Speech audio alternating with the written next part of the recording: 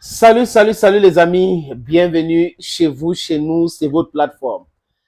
Ici, le sénateur Clétus, très humble, très nécessaire. I am from Ekonam Bengue. Let me repeat, I am from Ekonam Bengue. Je suis de Ekonam Bengue. Je suis un Bamenda.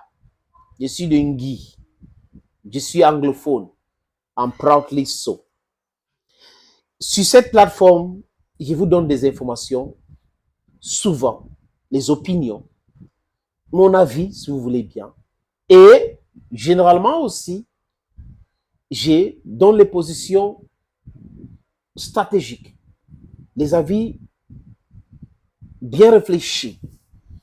Oui, parce que certaines informations tombent dans mon expertise. Donc, du coup, je donne l'avis d'un expert.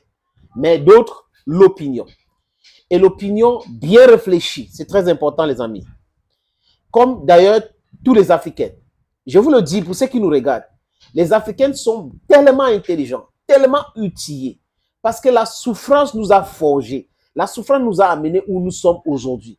Et je veux être clair avec vous. Même nos mamans dans les marchés peuvent analyser les choses parce que le vécu est aussi un grand maître. À partir des expériences, nous pouvons dire des choses clairement. Si vous avez vécu un truc ici, l'autre là-bas et tout, vous pouvez à partir de là dire exactement ce que c'est et comment ça peut fonctionner, les amis. That's why they say in English, experience is the best teacher. L'école de la vie aussi, c'est très important. Ce n'est pas uniquement l'école de caucasienne et tout ça là, non. C'est bien, bon, de connaître toutes ces choses-là, de maîtriser, mais le peuple africain, c'est le seul peuple au monde qui peut vous parler de la Chine, qui peut vous parler de l'Inde, qui peut vous parler de la Russie, qui peut vous parler de la France, de l'Allemagne, du Royaume-Uni, du Canada, des États-Unis, du Mexique, de la Colombie, qui peut vous parler du Brésil, vraiment partout dans le monde. Le peuple africain, c'est le seul peuple. En fait, ceux qui nous ont colonisés, qui nous ont esclavagisés, on pensait qu'ils étaient en train de nous tuer. Mais avec cette souffrance-là, on a acquis de l'intelligence et cette intelligence, aujourd'hui, nous sommes en train de mettre au service de notre libération. And nobody, I repeat, nobody is going to make us turn back. Ce qui va arriver dans les mois à venir, les amis, je vous le dis, notez cela. Les Africains vont quitter les Nations Unies. Je vous le dis encore, le double langage, double standard et cette histoire de communauté internationale autoproclamée, de droit international et de règles internationales va finir. Je répète, les Africains vont quitter les Nations Unies très bientôt. Même l'Union africaine sera dissous. Je vous le dis et c'est des choses, prenez ça, notez ça. Ces institutions-là sont caduques, anciens, vétus. Ces institutions ont été créées pour maintenir les Africains dans la souffrance. Et le peuple africain aujourd'hui qui est debout dit non à cela. Si une institution est supranationale, ça doit toucher tout le monde. Mais si ça s'intéresse uniquement à l'Afrique, ça veut dire qu'il y a un problème. Nous ne sommes pas les enfants de quelqu'un.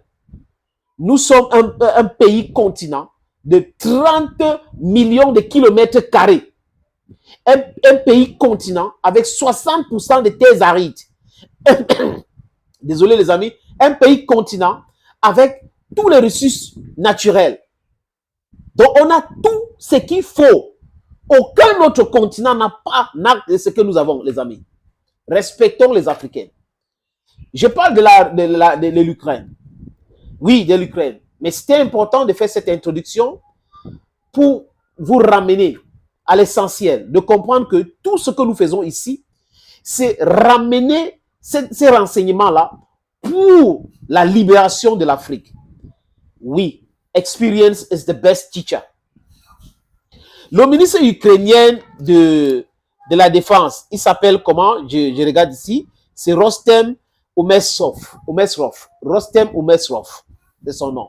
Il a écrit sur Facebook. C'est le nouveau parce que l'ancien a été limogé parce que quoi? On parle de corruption. Et aujourd'hui, on est en train de dire que les Américains demandent à l'Ukraine de se débarrasser des fonctionnaires corrompus. La corruption est endémique en Ukraine. L'Ukraine, c'est le premier pays ou le pays le plus corrompu sur Terre. J'ai dit encore, l'Ukraine, c'est le pays le plus corrompu sur Terre. C'est comme s'il y a la corruption dans l'ADN de la classe politique ukrainienne. Parce que le bas peuple n'a rien à voir. Mais de façon systématique, les politiciens ukrainiens ont embrassé la corruption. C'est une deuxième religion pour eux, les amis. Rostem Omarov dit quoi? Il dit que de nombreuses violations ont été remarquées lors de contrôles inopinés dans les différentes bases militaires.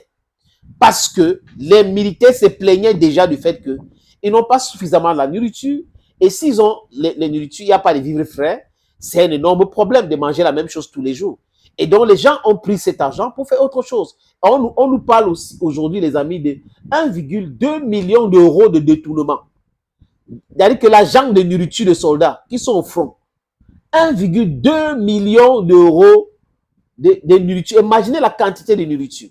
Quelqu'un a pris ça et mis dans sa poche. La dernière fois, c'était quoi? Il parlait de la corruption au niveau d'achat d'armement. Donc, ils ont pris de l'argent, acheté les armes de mauvaise qualité, et là, ils se sont rendus compte que les gars avaient volé à peu près 36 millions d'euros. 36 millions d'euros. Donc, les gens profitent de la guerre, ils ne veulent pas négocier parce qu'ils savent, les amis, que ça leur profite. Et comme ça leur profite, à quoi bon donc de s'agiter, de chercher la paix? Non. Il devient de plus en plus des milliardaires. Voilà donc la situation en Ukraine aujourd'hui. Ça fait rire, non, les amis? Les recruteurs avaient été limogés pour corruption. Des jeunes fuient l'Ukraine. L'Ukraine recrute les grands-mères, les grands-pères aujourd'hui pour envoyer au front. L'Ukraine commence à pratiquer le terrorisme d'État, à frapper l'avion ici, frapper ici, là, parce que l'Ukraine n'arrive pas à faire la guerre. C'est compliqué pour ce pays de continuer à faire la guerre, les amis. Thank you, friends, for always watching. Thank you again, and bye-bye for now.